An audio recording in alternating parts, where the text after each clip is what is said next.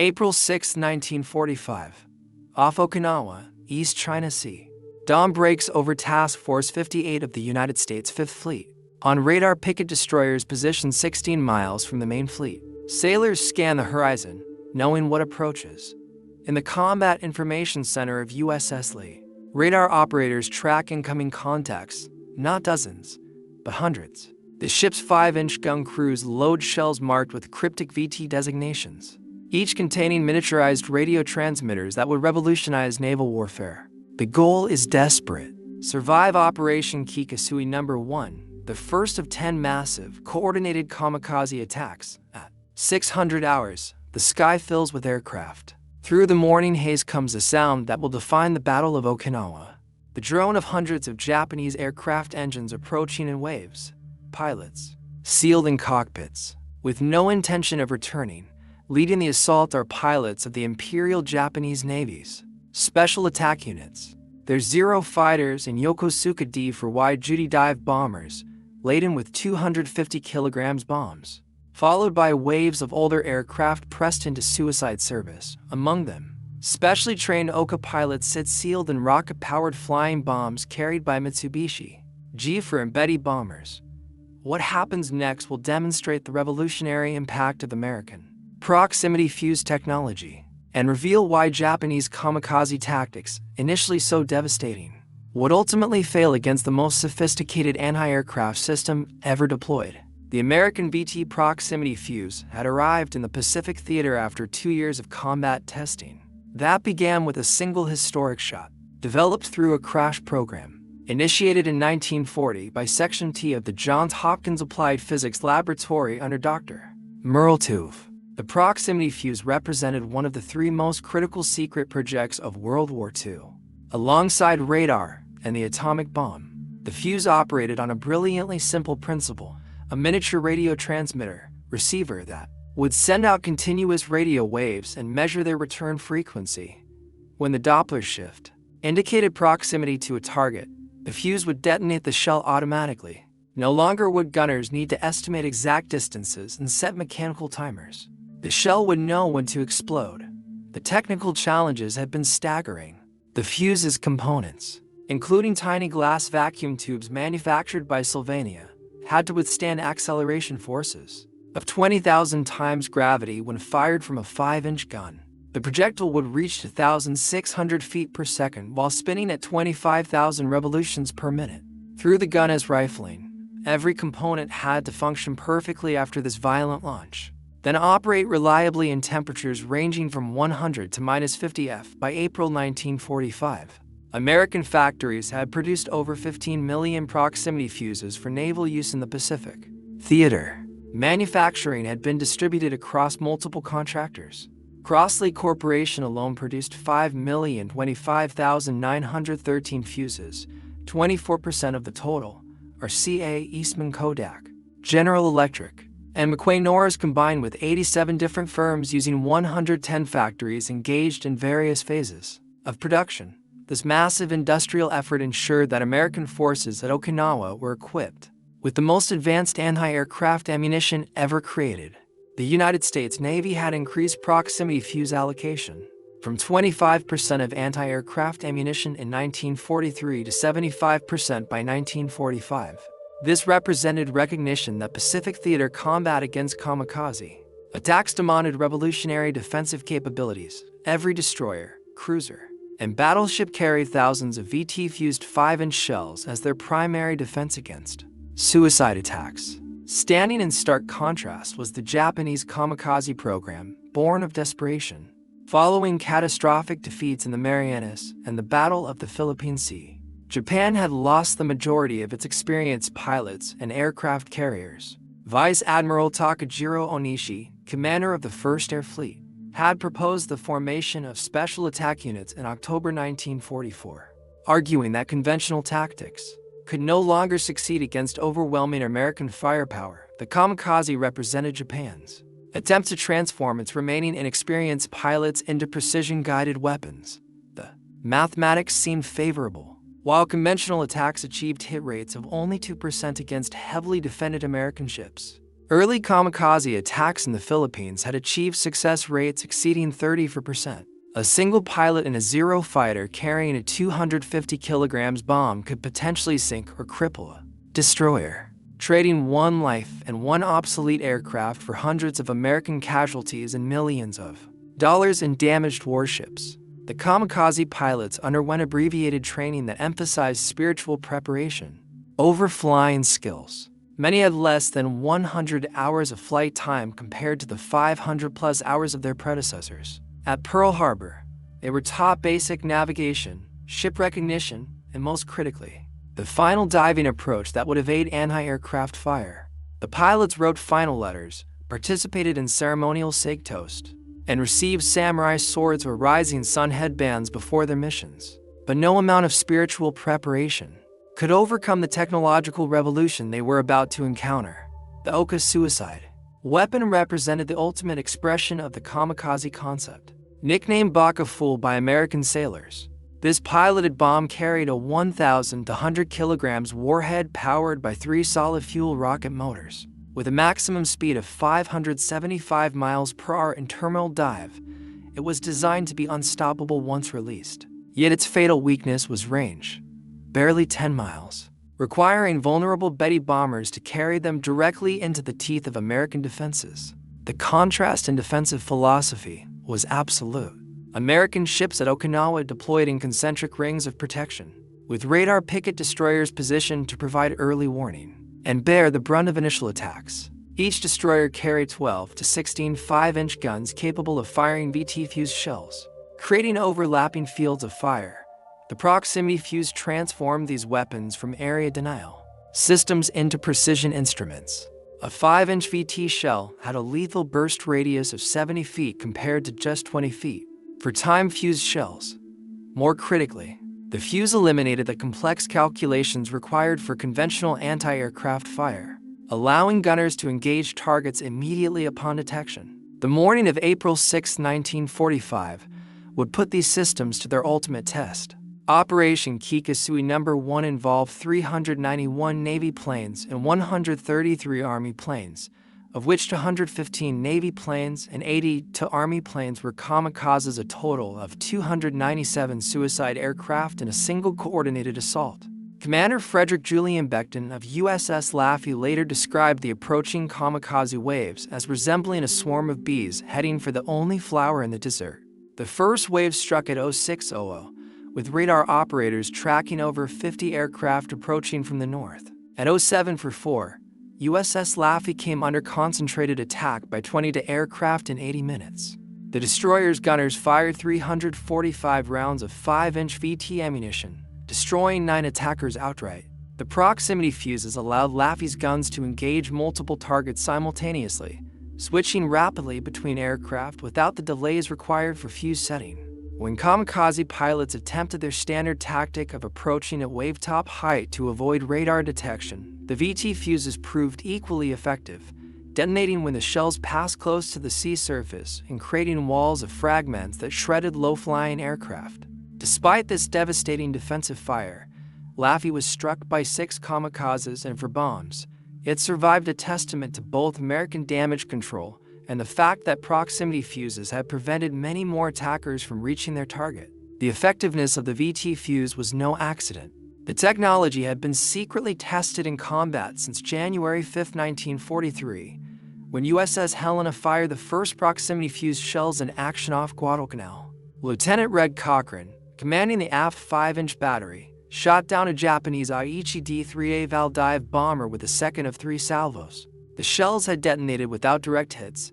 They had simply passed close enough to trigger the fuse and tear the aircraft apart with fragments. This single success validated 3 years of intensive development that had overcome seemingly insurmountable technical challenges. The fuse contained approximately 130 electronic components, miniaturized to fit in a space smaller than a pint milk bottle, all manufactured to tolerances measured in thousandths of an inch. By the Okinawa campaign, post-battle analysis revealed the mathematical superiority of proximity-fused ammunition. Time-fused 5-inch shells required an average of 1,162 rounds to destroy each kamikaze. VT fused shells reduced this to 310 rounds per kill, a nearly four-fold improvement in effectiveness. In optimal conditions, the results were even more dramatic. The destroyer escort USS Abercrombie destroyed a Kamikaze with just a VT rounds in May 1945. The destroyer USS Morrison, defending against a massive Kamikaze attack on May 4th, shot down 8 attackers in minutes using proximity-fused ammunition. Before being overwhelmed by sheer numbers, the psychological impact of the proximity fuse on Japanese pilots was profound. Surviving Kamikaze pilots who aborted their missions reported the terrifying experience of approaching an American task forces through seemingly solid walls of exploding shells. The distinctive black puffs of VT explosions appeared with uncanny accuracy, as if the American gunners could see exactly where each aircraft would be. Japanese tactical doctrine had assumed that high-speed, low-altitude approaches would minimize exposure to anti-aircraft fire. The proximity fuse invalidated these assumptions entirely. Shells that would have missed by 50 feet with conventional fuses now detonated lethally close, turning the final approach into a gauntlet of precisely timed explosions. Vice Admiral Matomi Ugaki, directing Kamikaze operations from Kyushu, noted in his diary the increasingly devastating effectiveness of American anti-aircraft defenses. By late April 1945, Japanese naval intelligence estimated that fewer than 1 in 4 kamikaze aircraft were reaching their targets, compared to 1 in 3 during the Philippines campaign. The difference was primarily attributed to what Japanese reports described as new-type anti-aircraft shells that seemed to explode with impossible accuracy. Ugaki wrote, "The enemy's defensive firepower has increased remarkably. Our special attack aircraft are being destroyed at distances we previously considered safe." Individual American sailors operating the 5-inch guns with VT ammunition became legends within their task forces. On the destroyer USS WWII Hadley during the May 11th attack, gun crews claimed 17 confirmed kamikaze kills using proximity-fused ammunition. The gunners developed a technique of leading kamikaze aircraft with continuous fire, creating a wall of VT that attacking aircraft had to fly through. Their gun crews could fire 15 rounds per minute, each shell equipped with its own electronic brain seeking targets. During one 52-minute period, WWII Hadley's guns destroyed multiple kamikazes in succession, with the proximity fuses ensuring that even shells passing above or below the rapidly maneuvering aircraft would detonate effectively. The story of USS Aaron Ward during the May 3rd attacks illustrates the proximity fuse's role as a force multiplier. When 40 kamikaze aircraft attacked the destroyer, her 5-inch batteries fired continuously for 52 minutes. The VT fused shells destroyed 6 attackers completely and damaged 5 others severely enough that they crashed into the sea. Commander William Saunders later testified that without proximity fuses, his ship would have been overwhelmed in the first 10 minutes. The ability to engage targets without precise range finding allowed Aaron Ward's guns to shift rapidly between multiple threats, something impossible with time-fused ammunition. These accounts were multiplied across the entire fleet. During the 10 major Kikasui operations from April 6 to June 22, 1945, Japanese forces launched approximately 1,900 aircraft and organized kamikaze attacks. American naval forces, primarily using VT-fused 5-inch shells, destroyed hundreds of these attackers before they could reach their targets. Statistics from the operations research group showed that ships equipped with proximity-fused ammunition were 3 times more likely to survive concentrated kamikaze attacks than those relying primarily on conventional ammunition. The proximity fuse had transformed what should have been a catastrophic tactical innovation into a costly but manageable threat. The disparity in technological adaptation became apparent as the campaign progressed. American forces continuously refined their proximity fuse tactics, discovering that VT shells were particularly effective when fired in patterns that created overlapping spheres of fragments. Ships began coordinating their fire to create these VT boxes through which kamikaze aircraft had to fly. The Japanese, meanwhile, could only respond with tactical variations on attacks, multi-axis approaches, mixing conventional and suicide aircraft, none of which could overcome the fundamental advantage of shells that knew when to explode. The production statistics told the story of industrial warfare at its apex. By June 1945, American factories were producing 70,000 proximity fuses per day. The entire war effort would see over 22 million proximity fuses, manufactured at a cost exceeding $1 billion in 1940s currency, roughly $15 billion in today's dollars. The Crossley Corporation alone employed 10,000 workers across 3 shifts, 7 days a week. Each fuse cost had dropped from $730 in 1942 to just $18 by 1945 through mass production efficiencies. This massive investment proved worthwhile when Navy analysis indicated that proximity fuses prevented the loss of dozens of ships during the Okinawa campaign alone. Japanese industrial capacity, devastated by strategic bombing and resource shortages, could produce nothing comparable. While Japanese scientists had understood the proximity fuse concept, German reports on Allied special ammunition had reached Japan via submarine. They lacked the industrial infrastructure to develop and mass-produce such sophisticated devices. The vacuum tube technology alone required precision manufacturing capabilities that Japan's war-ravaged industry could not achieve.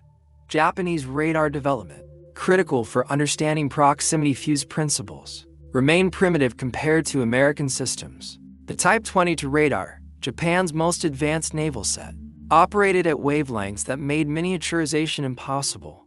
Even if manufacturing capacity had existed, the effectiveness of the proximity fuse influenced Japanese tactical doctrine in the campaign's final stages. By May 1945, Kamikaze pilots were instructed to approach American task forces at maximum altitude before diving vertically onto targets, hoping to minimize exposure to VT-fused anti-aircraft fire. This tactical adjustment, while reducing losses during approach, made accurate targeting nearly impossible. Ships could maneuver out of the dive path, and the high-altitude approach gave radar operators more time to track incoming aircraft.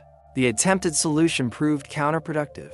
Admiral Richmond Kelly Turner, commander of amphibious forces at Okinawa, credited proximity fuses with making the invasion possible. In a letter to the Chief of Naval Operations, Turner wrote, "Without the VT fuse, our losses from suicide attacks would have been unbearable." The Japanese kamikaze was a formidable weapon that could have changed the outcome of the Pacific War, if not for our technological superiority in anti-aircraft defense. His assessment was echoed by Admiral Mark Meisher, whose flagship USS Bunker Hill survived a devastating kamikaze strike on May 11th, partly because proximity-fused fire destroyed 3 other attackers. That would have finished the crippled carrier. Admiral Raleigh Burke Meisher's chief of staff later recalled the effectiveness of proximity fuses. During a 1978 interview, when I went as chief of staff to Admiral Meisher, who commanded the fast carrier task forces, all the 5-inch, 38, and 5-inch, 25 ammunition was fitted with VT fuses. And as you well know, those fuses knocked down enemy planes by the dozens. Had it not been for those fuses, our ship losses and casualties in the fast carriers in the last half of the war would have been enormously larger. The proximity fuse's impact extended beyond mere statistics. The technology fundamentally altered the morale equation that made kamikaze tactics viable. Japanese military doctrine assumed that the certainty of death for their pilots would be balanced by the near certainty of hitting enemy ships. When success rates dropped below 20% due to proximity fuse defenses, the exchange became unsustainable even by the brutal calculus of suicide warfare. Young Japanese pilots, many of them university students drafted into the special attack units, began to understand that their deaths would likely achieve nothing. Letters recovered after the war revealed growing awareness among kamikaze pilots that American defenses had evolved beyond what their commanders had promised. Lieutenant Yukio Seki, leader of the first official kamikaze unit in October 1944, had achieved devastating success against escort carriers in Light Gulf, when proximity fuses comprised only 25% of anti-aircraft ammunition. By Okinawa, his successors faced a fundamentally different reality. Lieutenant Commander Goro Nanaka, leading the Thunder Gods Corps equipped with Oka flying bombs, lost his entire squadron on March 21, 1945, without a single Oka reaching launch position. American fighters guided by radar intercept officers shot down all 18 Betty bombers. But even if they had broken through, the wall of VT-fused anti-aircraft fire would have been impenetrable. The technical sophistication of the proximity fuse represented more than just superior manufacturing. The device embodied fundamental advances in electronics, material science, and systems integration that Japan could not match. The miniaturized vacuum tubes manufactured by Sylvania and Raytheon used special glass formulations that could withstand tremendous shock. The battery system, activated by the acceleration of firing, used an electrolyte that remained stable for months, then activated instantly when needed. The radio frequency was precisely calculated to minimize interference, while maximizing detection range. Each element represented years of focused research backed by unlimited funding. Meanwhile, Japanese anti-aircraft defenses remained primitive. The Type 98 100mm anti-aircraft gun, Japan's best heavy AA weapon, still relied on mechanical time fuses that required manual setting before each shot. Japanese naval vessels at Okinawa, including the super battleship Yamato during her final sortie, carried anti-aircraft ammunition that was technologically equivalent to what Americans had used at Pearl Harbor. When Yamato faced over 300 American aircraft on April 7, 1945, her 160 anti-aircraft guns fired thousands of rounds, but shot down fewer than 10 attackers. The Americans lost just 10 aircraft while sinking the world's largest battleship, a stark demonstration of technological disparity.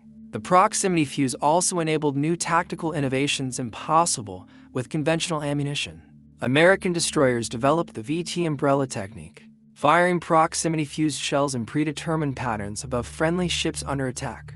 The shells would detonate at set distances, creating a protective dome of fragments that kamikaze aircraft had to penetrate. This technique proved particularly effective against the Oka flying bombs, whose high speed made them nearly impossible to track with conventional fire control, but vulnerable to the wall of fragments created by VT patterns. During the entire Okinawa campaign from April 1 to June 22, 1945, the United States Navy expended approximately 150,000 proximity-fused 5-inch shells. The effectiveness was undeniable. While VT-fused ammunition represented 45% of heavy anti-aircraft ammunition fired, it accounted for the vast majority of confirmed kamikaze kills at longer ranges. Time-fused shells, comprising 55% of ammunition expended, proved effective primarily at close range where accuracy was less critical. The mathematics demonstrated that proximity fuses were approximately 3 to 4 times more effective than conventional ammunition against kamikaze attacks. The human cost differential was equally dramatic. Ships that exhausted their VT ammunition and reverted to time-fused shells suffered casualty rates significantly higher during subsequent attacks. The destroyer USS Drexler, attacked after expending her proximity-fused ammunition on May 28, was sunk in less than a minute by two kamikazes that would likely have been destroyed by VT fire. Her 158 dead represented more casualties than many destroyers suffered during entire campaigns. While equipped with adequate proximity-fused ammunition, Admiral Raymond Spruance, commander of the Fifth Fleet, experienced the kamikaze threat personally when his flagship USS Indianapolis was hit in March, forcing him to transfer to USS New Mexico, which was also struck in May. He later wrote, "This is my second experience with a suicide plane making a hit on board my own ship, and I have seen for other ships hit near me. The suicide plane is a very effective weapon, which we must not underestimate." Yet Spruance also recognized that without proximity fuses, the kamikaze would have been far more devastating. The VT fuse has saved countless ships and lives. It is the margin between bearable and unbearable losses. The strategic implications were clear to military planners preparing for Operation Downfall, the planned invasion of Japan. Intelligence estimates indicated that Japan had reserved approximately 10,000 aircraft for kamikaze attacks against the invasion fleet. However, American war planners, confident in proximity fuse effectiveness, calculated that defensive requirements could be met. Production of VT fuses was scheduled to reach 100,000 units daily by September 1945. New Mark 53 and Mark 58 fuses with improved sensitivity and reliability were entering mass production. The invasion fleet would have carried over 1 million proximity fused shells, creating an anti-aircraft defense unprecedented in military history. The atomic bombings of Hiroshima and Nagasaki in August 1945 ended the war. before this climactic test could occur. But the proximity fuse's impact on Japanese surrender calculations should not be underestimated. Japanese military assessments captured after the war acknowledged the impossibility of successful defense against an invasion fleet protected by what they called electronic shells. Admiral Soemu Toyota, chief of the Naval General Staff, testified after the war that the Japanese Navy had calculated homeland defense kamikaze attacks would achieve less than 10% success rates against proximity fuse defenses, a rate that would make the tactic militarily worthless. Post-war analysis revealed the full scope of the proximity fuse achievement. The program had mobilized 112 companies in addition to the main contractors, creating an industrial ecosystem dedicated to producing the most sophisticated military electronics of the era.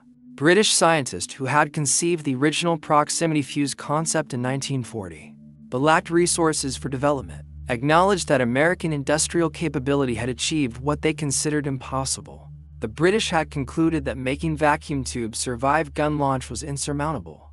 American engineers proved them wrong. The effectiveness of the proximity fuse against kamikaze attacks influenced military technology development for decades. The principle of smart munitions, weapons that could think for themselves, became central to American military doctrine. Modern anti-aircraft missiles use proximity fusing descended from the VT fuse, while the Phalanx close-in weapon system protecting today's warships operates on principles pioneered during the defense against kamikazes, the technological superiority that defeated human guidance. With electronic intelligence established a paradigm that continues to shape military strategy. Japanese veterans interviewed after the war expressed continued amazement at American proximity fuse technology. Commander Tadashi Nakajima, who helped establish the kamikaze program, admitted, "We knew the Americans had superior technology, but the proximity fuse was beyond our imagination. Our pilots reported shells exploding exactly where they flew.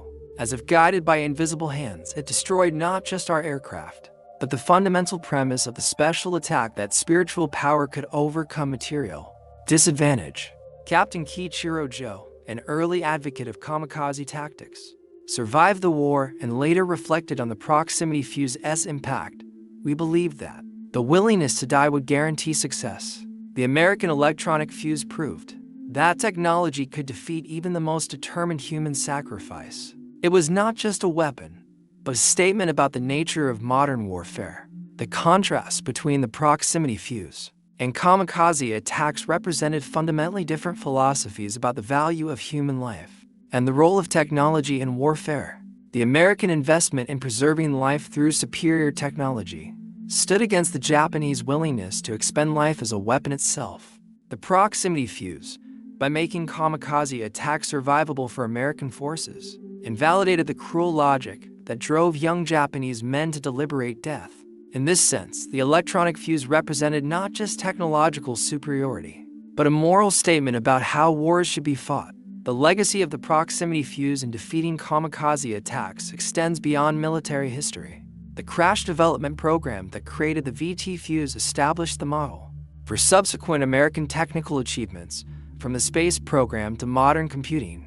The collaboration between universities, private industry, and military requirements that produced 22 million sophisticated electronic devices under wartime pressure demonstrated American organizational capabilities that would define the post-war era. The Johns Hopkins Applied Physics Laboratory, where the proximity fuse was perfected, continued as a center of military technology innovation, developing everything from guided missiles to satellite navigation. Dr. Merle Tuve, who led the proximity fuse development, later reflected on the achievement. "We saved lives by making weapons more effective. Every kamikaze shot down by a proximity fuse meant American sailors who went home to their families. That was worth any amount of effort and expense." His team's success validated the American approach of applying scientific knowledge to military problems, a philosophy that would dominate defense strategy throughout the Cold War. For the Japanese, the failure of kamikaze tactics against proximity fuse defenses marked the end of beliefs about spiritual superiority overcoming material disadvantage. The young pilots who died in futile attacks against walls of VT-fused explosions became symbols, not of noble sacrifice, but of military leadership that had failed to recognize technological reality. Modern Japan's emphasis on technological development and innovation can be traced partly to the harsh lessons of 1945, when electronic fuses defeated human pilots with mechanical precision. The mathematical precision of the proximity fuse's success, 310 rounds per kill versus 1,160 for time fused shells, translated into saved ships, preserved lives, and ultimately, strategic victory. Each VT fuse that functioned correctly meant an American sailor who returned home, a ship that survived to fight another day, and proof that technology could provide decisive advantage in modern warfare. The confirmed destruction of hundreds of kamikaze aircraft by proximity fuses before reaching their targets represented thousands of American casualties prevented, dozens of ships saved, and validation of the billion-dollar investment in electronic warfare. The story of technology defeating fatalism reached its climax in the waters of Okinawa, where radar-guided fighters, proximity-fused anti-aircraft shells, and sophisticated damage control systems prevailed against deliberate suicide attacks. The kamikaze pilots, brave young men sacrificed to a lost cause, flew into an electronic killing field their commanders never anticipated. Their deaths, while achieving tactical damage that horrified American sailors, failed to achieve the strategic goal of making invasion cost unbearable. The proximity fuse had transformed their sacrifice from devastating weapon to manageable threat. Secretary of the Navy James Forrestal summarized the proximity fuse's contribution. The proximity fuse has helped blaze the trail to Japan. Without the protection this ingenious device has given the surface ships of the fleet, our westward push could not have been so swift, and the cost in men and ships would have been immeasurably greater. This assessment, shared by military leaders throughout the Pacific theater, recognized that electronic intelligence had defeated human sacrifice. The final accounting was sobering yet decisive. During the entire Okinawa campaign, Japanese kamikaze attacks sank 36 American ships and damaged 368 others. Terrible as these losses were, they represented survival of the vast majority of ships attacked, a rate that would have been impossible without proximity fuses. The 4,907 American sailors killed by kamikazes at Okinawa, while representing the Navy's bloodiest battle, were a fraction of casualties that conventional analysis predicted without VT technology. Japanese losses were absolute, approximately 1,900 aircraft, and pilots expended in organized kamikaze attacks during the Tankikasui operations, plus hundreds more in improvised suicide attempts, achieving tactical results that fell far short of strategic requirements. The proximity fuses' victory over kamikaze attacks demonstrated that in modern warfare, technological superiority could overcome advantages in numbers, determination, or even willingness to die. The American sailors manning 5-inch guns with VT ammunition held decisive advantage over Japanese pilots sealed in cockpits for one-way missions. The miniaturized radio transmitter in each shell nose represented industrial capacity, scientific knowledge, and organizational capability that no amount of martial spirit could match. When the electronic fuse met the human pilot in the skies over Okinawa, the outcome was predetermined by factories in Cincinnati, laboratories in Maryland, and the fundamental American belief that technology could preserve life while achieving victory. The mathematical reality was inescapable. A proximity fuse weighing less than 5 pounds, containing 130 electronic components, manufactured for $18 by 1945 and functioning for less than 30 seconds, could destroy a kamikaze aircraft with its pilot representing years of training, tons of aluminum and steel, and most tragically a human life that could never be replaced. When multiplied across thousands of engagements throughout the Pacific theater, this equation translated into American victory through technological superiority that helped determine the war's outcome. The proximity fuse's success against kamikaze attacks validated the entire American approach to warfare in the 20th century.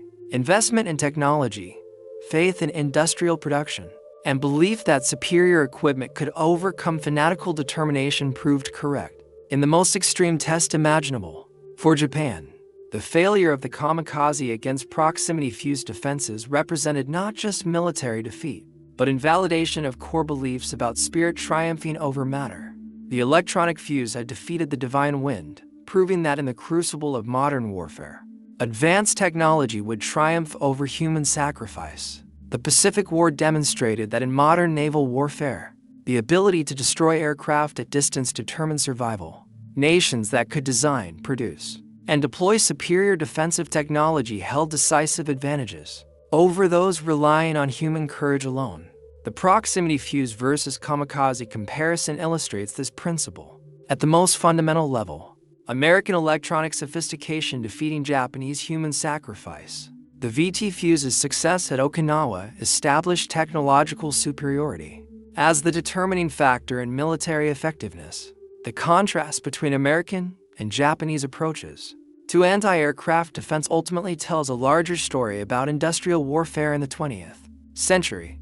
Nations that could marshal scientific knowledge, manufacturing capability, and organizational expertise to produce superior military technology held insurmountable advantages. The proximity fuse represented the culmination of American strengths, innovative engineering, mass production, and systematic problem-solving applied to military challenges. Its triumph over the kamikaze demonstrated conclusively that in modern war, victory belonged to those who could think, build, and deploy better technology.